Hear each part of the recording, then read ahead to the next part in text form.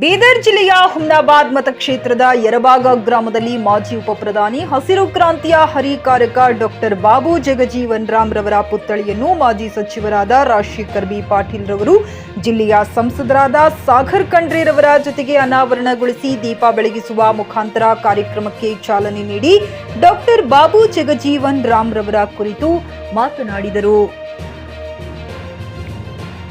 Doctor Babu Jagjivan Ram ರವರ ಕೊಡುಗೆಗಳು ಎಂದಿಗೂ ಸ್ಮರಣೆದಾಯಕವಾಗಿದ್ದು ಅವರ ಕಾರ್ಯಗಳು ಇಂದಿಗೂ ನಾವು ನೆನಪಿಸಿಕೊಂಡು ಸಾಗಬೇಕು. ಬರೀ ಮೂರ್ತಿ ಸ್ಥಾಪನೆ ಮಾಡಿದರೆ ಸಾಲದು, ಅವರ ಆದರ್ಶಗಳನ್ನ ನಾವು ಮೈಗೂಡಿಸಿಕೊಂಡು ಮಹನೀಯರು ನಡೆದ ದಾರಿಯಲ್ಲಿ ನಾವು ಆದರ್ಶದಾಯಕವಾದ ಬದುಕಿನ ಜೀವನ ಶೈಲಿಯನ್ನ ಕಲಿಯಬೇಕು.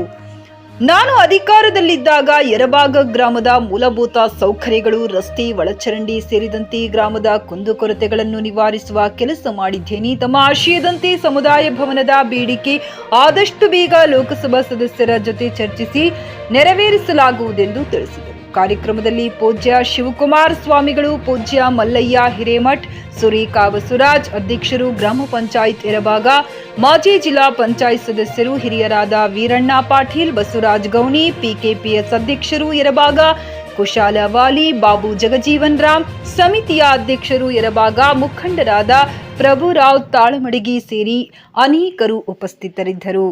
JK news Kannada, Humnabad. ಇದು ಭ್ರಷ್ಟರ ಪಾಲಿಗೆ ಸಿಂಹ ಸ್ವಪ್ನ.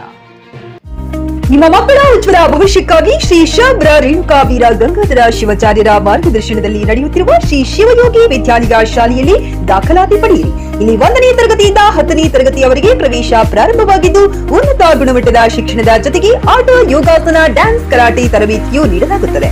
5ನೇ ತರಗತಿಯಿಂದ 10ನೇ ತರಗತಿಯವರೆಗೆ ವಸತಿ ಸೌಲಭ್ಯವೂ ಕೂಡ ಲಭ್ಯವಿದೆ. ನುರಿತ ಶಿಕ್ಷಕರಿಂದ ಬೋಧನೆ ನೀಡಲಾಗುತ್ತದೆ.